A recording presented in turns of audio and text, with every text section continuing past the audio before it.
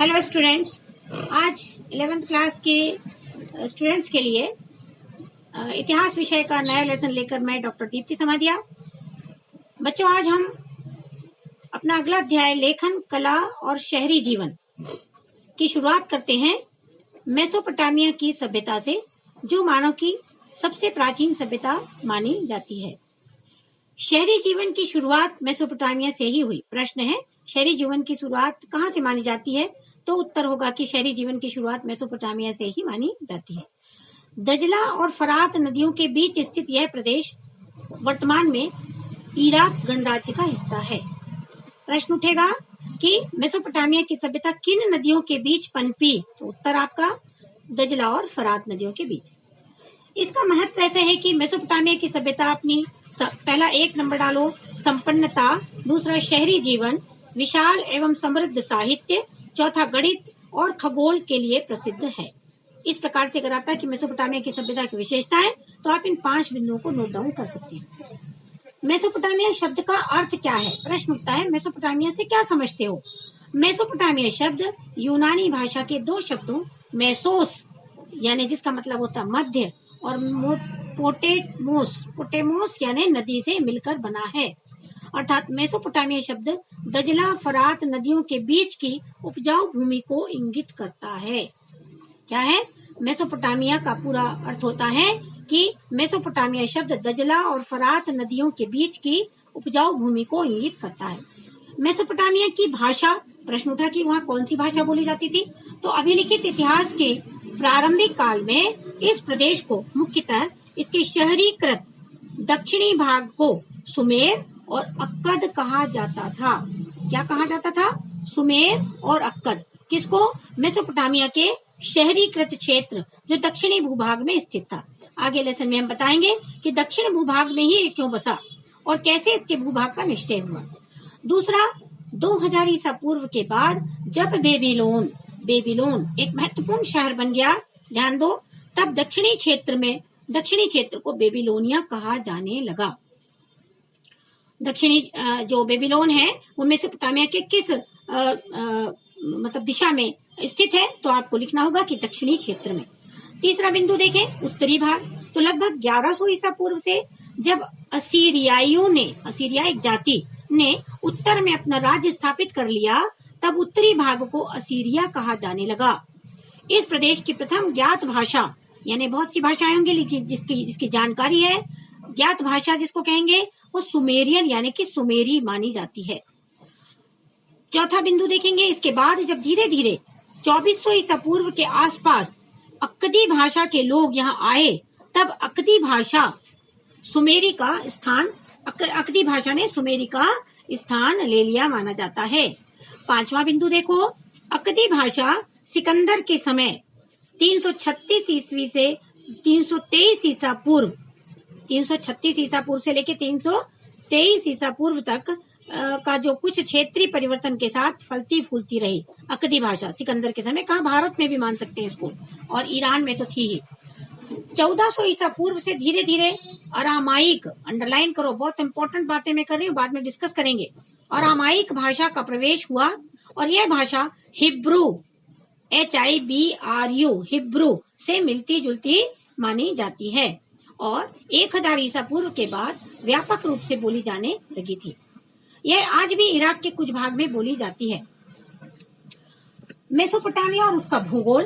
अब हम देखेंगे कि मेसोपोटामिया और उसका भूगोल यानी वो कहाँ अंकित था। इसको हम इस चित्र के द्वारा भी समझेंगे जो मैं ऊपर अंकित कर रही हूँ। मेसोपोटामिया की भूमि वर्तमान इराक गणराज्य का हिस्सा है। इसके पूर्वोत्तर, ये जो हम देख रहे हैं 4 दिशाओं में बांटा है, उत्तर, पश्चिम, पूर्व, उत्तर दक्षिण, पश्चिम और पूर्व या पूर्व पश्चिम, जैसे भी आप देख सकते हो। मैंने एक छोटा सा आपके लिए डायग्राम बना रखा है। इसके पूर्वोत्तर भाग में, पूर्वोत्तर यानी पूर्व और उत्तर के बीच का जो भाग है ना, पूर्व और उत्तर के बीच का भाग। पूर्वोत्तर भाग में हरे भरे ऊंचे नीचे मैदान जो धीरे धीरे वृक्षादित यानी बहुत सारे वृक्षों से आच्छादित हो गए और पर्वत श्रृंखला का रूप लेने लगे थे और इस प्रकार पूरे पर्वतों में ये फैल गए। दूसरा, यहाँ स्वच्छ झरने और जंगली जो फल फूल हैं वो भी इनमें पाए गए। तीसरा, यहाँ अच्छी फसल के लिए पर्याप्त वर्षा हो जाती थी। अभी भी ऐसा इसका आकलन कर सकते हैं हम कि हो जाती थी और है भी। चौथा है कि यहाँ 7000 से 6000 ईसा पूर्व के बीच खेती शुरू हो गई थी। और पांचवा बिंदु, उत्तर में ऊंची भूमि है जहाँ स्टेपी घास के मैदान, अंडरलाइन, स्टेपी घास के मैदान कहाँ पाए जाते थे या कहाँ पाए जाते हैं? तो स्टेपी घास के मैदान मेसोपोटामिया के उत्तर पूर्व एरिया में पाए गए, उत्तर पूर्व के इलाके में पाए गए। यहाँ पशुपालन खेती की तुलना में आजीविका का सर्वाधिक अच्छा साधन था। क्यों था ये भी हम देखेंगे। आगे देखते हैं कि भाई क्यों। तो क्योंकि सर्दियों की वर्षा के बाद, जब बारिश होती थी सर्दियों की वर्षा के बाद, क्योंकि जो नदियां हैं वो ऊपर से बह करके आ रही हैं, दजला और फरात नदी, और नीचे की ओर आ रही हैं। तो ऊपर से नीचे की ओर बहते हुए जहाँ पे पहाड़ी इलाका होगा, पर्वतीय क्षेत्र होगा, वहां इनके बाढ़ का प्रकोप नहीं होता था और ये आकर के नीचे रेतीली मैदानों में आकर के बढ़ जाती थी। वो अगर देखेंगे हम आगे, तो जो पहाड़ी क्षेत्र था वहां पर भेड़ बकरियां पल जाती थी और चूंकि पानी से निकल के आया तो खेती भी हो जाती थी। और खेती से मतलब कि घास फूस उग जाते थे जिसको भेड़ बकरियां आदि खा सकते थे। छोटी छोटी झाड़ियां घास से अपना वो भरण पोषण कर लेते थे।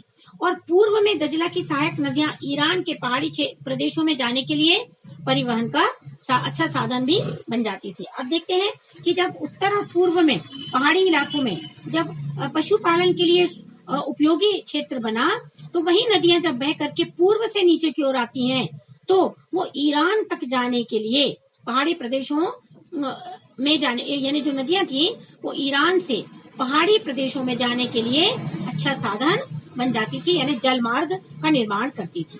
ठीक है, आगे देखते हैं कि दक्षिणी भाग क्या था। तो दक्षिणी भाग जो है वो एक रेगिस्तान था और यही वह स्थान है जहाँ सबसे पहले नगरों और लेखन प्रणाली का विकास हुआ। अंडरलाइन करिए, मेसोपोटामिया के दक्षिण भाग में सबसे पहले लेखन प्रणाली का विकास माना जाता है। इन शहरों के लिए भरण पोषण का साधन बन सकने की वहां पर क्षमता थी। कारण क्या था कि यहाँ पर उपजाऊ भूमि भरण पोषण के लिए, यानी जो लोग अगर आकर यहाँ पर बसते तो उनके अपने भरण पोषण के लिए, अपने पशुओं के लिए एक जो उपयुक्त जलवायु, उपयुक्त वातावरण था, वह होने के कारण ये यहाँ पर बसने लगे थे। इसको और डिटेल में समझें कि भाई वो यहाँ क्यों बस सकते थे। तो क्योंकि दजला और फरात नदियां जो थी वो उत्तरी पहाड़ों से निकलकर अपने साथ, देखो जब नदियां बहती हैं तो अपने साथ उपजाऊ बारीक मिट्टी लाती हैं, जिसे जलोढ़ मिट्टी भी, जलोढ़ मिट्टी के नाम से भी जाना जाता है। वो बहुत अधिक उपजाऊ होती है। आपने 10th क्लास में शायद इसका अध्ययन किया ही होगा। फिर फरात की जो नदी थी, फरात नदी जो थी, यह नदी रेगिस्तान में प्रवेश करने के बाद जब नीचे आती है, उत्तर से जब दक्षिण की ओर आ जाती है, तो उत्तर पूर्व फिर दक्षिण में आई, तो वहां जब आती है नीचे की ओर बहने लगती है। इसको भी हम एक आपको मानचित्र के ये मानचित्र देखो, इसमें बह रही नदियां दिखाई दे रही हैं कि हमारी पुस्तकों में भी इसका उल्लेख है कि ऊपर से बहते हुए ये नीचे की ओर आती है। और नीचे हमने पहले ही बताया कि दक्षिणी भाग कैसा था, रेगिस्तानी इलाका था। यहाँ पर लोग रहने लगे और अपने जो लेखन आदि का जो विकास था, लेखन प्रणाली का, वो यहीं पर हुआ।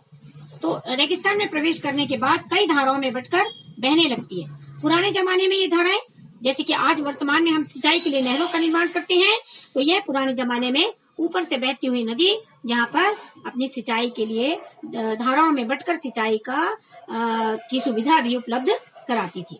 यहाँ पर याद रखने होगी बात, एक और जल्दी से नोट करें कि रोमन साम्राज्य सहित सभी पुरानी व्यवस्थाओं में दक्षिणी मेसोपोटामिया की खेती सबसे ज्यादा उपज देने वाली हुआ करती थी। और खेती के अलावा भेड़ बकरियां, स्टेपी घास के मैदानों, पूर्वोत्तर या जो पूर्वोत्तरी मैदान थे, पहाड़ों के ढालों पर ढाल होने के कारण वहां पशुओं को भी पाला जाता था। ठीक है, अब ये यहाँ पर हम इसको यहीं पर इनफ कर देते हैं। आगे का अगले एपिसोड में हम आपके लिए डालेंगे।